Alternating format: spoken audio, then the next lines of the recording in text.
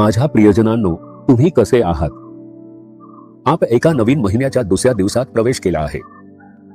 दररोज प्रभू आपल्या कृपेने आपल्याला सावरून धरतात. ते आपल्याशी बोलत आहेत.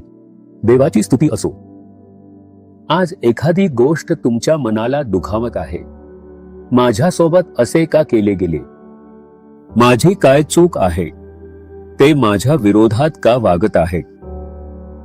ते माझ्यावर अन्याय करत आहेत. हे तुमच्या मनाला वेदना देत आहे.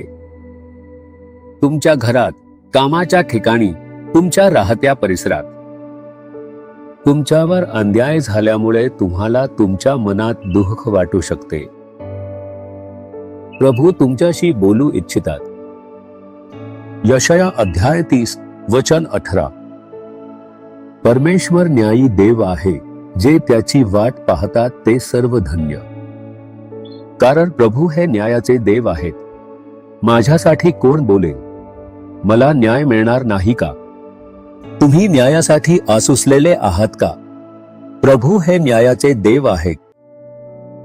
तुम्हाला धैर्याने वाट पाहावी लागेल. तुम्हाला थोड्या काळासाठी त्रास आणि अडचणींचा सामना करावा लागेल. प्रभूची आपला न्याय प्रकट करण्याची एक वेळ असते. ते नक्कीच तुमच्यावर न्याय करतील. मी एका कुटुंबाला ओळखतो. एक अतिशय श्रीमंत कुटुंब. आपण त्यांना एक धनवान व्यक्ती म्हणू शकतो. त्यांना एकुलती एक मुलगी आहे. श्रीमंत कुटुंबातील एकुलती एक मुलगी. तिचे किती लाड झाले असतील. तिच्या कुटुंबाने तिला खूप लाडाने वाढवले होते. त्यांनी आपल्या मुलीसाठी जे काही करायला हवे होते ते सर्व केले. त्यांनी तिच्यावर खूप प्रेम केले. त्यांच्या मुलीला कशाचीही कमतरता भासू नये अशी त्यांची इच्छा होती. त्यांनी तिच्या लग्नावर खूप खर्च केला. तिला हव्या असलेल्या सर्व गोष्टी त्यांनी तिला दिल्या. त्यांनी तिच्यासाठी सर्व काही केले कारण त्यांना तिला मोठा निरोप द्यायचा होता. पण तुम्हाला माहित आहे का की ज्या कुटुंबात ती तिचे नवीन आयुष्य सुरू करायला गेली होती तिथे काय झाले? ते तिला आपली सून म्हणून प्रेम दाखवण्यात अपयशी ठरले. त्यांनी तिला आपली मुलगी मानण्याची गरज नाही, पण ते तिला आपली सून म्हणून प्रेम तर दाखवू शकतात. तिची सासू तिच्याशी मोलकरणीसारखी वागणूक द्यायची. तिला घरची सर्व कामे करावी लागायची. तिला सर्वांसाठी स्वयंपाक करावा लागायचा आणि वाढावे लागायचे. त्यांच्याकडे मोलकरणी असूनही ते तिच्याकडून सर्व कामे करून घ्यायचे. त्यांनी तिला मदत केली. ते त्यांच्या मोलकरणींना घरची सर्व कामे करायला सांगू शकतात. तुला हे करावेच लागेल. त्यांनी तिच्याशी मोलकरणीसारखी वागणूक दिली.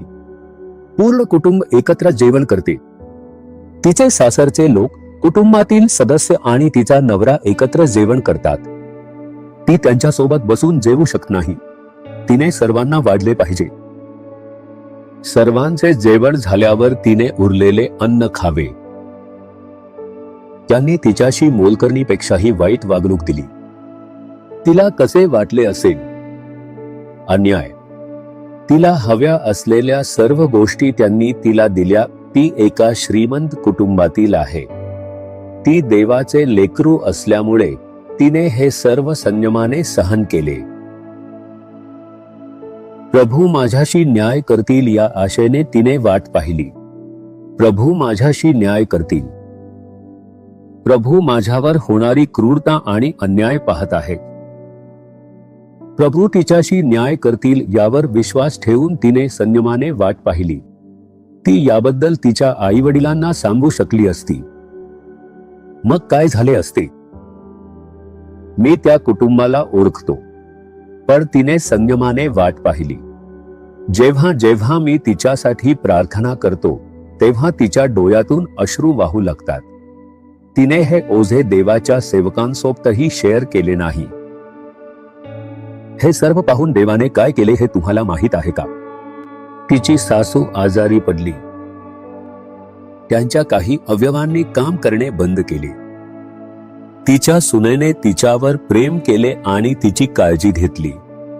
तिने जड अंतःकरणाने त्यांच्यासाठी प्रार्थना केली. तिच्या प्रार्थनेने त्या चमत्कारिकरित्या ब्या झाल्या. तेव्हा त्यांनी मान्य केले की ती कोणतीही सामान्य स्त्री नाही. प्रभू तिच्या पाठीशी आहेत हे त्यांनी मान्य केले. पूर्ण कुटुंब तिला घाबरू लागले आणि तिचा आदर करू लागले. तुम्ही पाहिले का? तिने संयमाने वाट पाहिली म्हणून प्रभूने तिच्याशी न्याय केला. तो असा देव नाही जो तुमच्यावर होणारा अन्याय पाहून गप्प बसेल. जर तुम्ही ही संयमाने वाट पाहिली, तुमचा राग न दाखवता, त्यांच्या विरुद्ध काहीही न करता, जर तुम्ही सहन केले आणि देवाच्या न्यायाची संयमाने वाट पाहिली, तर प्रभू नक्कीच तुमच्याशी न्याय करतील. देवाचा न्याय प्रकट होईल. तुमचा यावर विश्वास आहे का? प्रभूने तुम्हाला वचन दिले आहे, माझ्या मुला, मी तो देव आहे जो तुझ्याशी न्याय करतो. ते म्हणतात, मी तुझ्यावर होणारा अन्याय पाहत आहे. तुमच्या घरात, कामाच्या ठिकाणी, राहत्या भागात, अगदी तुम्ही ज्या देशात राहता तिथेही तुमच्यावर अन्याय होत आहे का? देव हे सर्व पाहून गप्प बसणार नाही. म्हणून प्रभूला सांगा, प्रभू, तू न्यायाचा देव आहेस. तुम्ही म्हणाल का, प्रभू, मी संयमाने वाट पाहीन.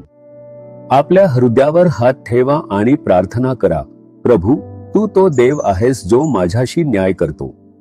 माझ्याशी न्याय कर. मला विश्वास आहे की तू मला या समस्येतून मुक्त करशील. येशूच्या नावाने आमेन, आमेन. जीसस रिडीम्ड मराठी ह्या YouTube चॅनेलला सबस्क्राईब करा. सबस्क्राईब बटनावर क्लिक करा आणि बेल चिन्हावरही क्लिक करा. दररोजच्या नवीन कार्यक्रमांची माहिती मिळवा.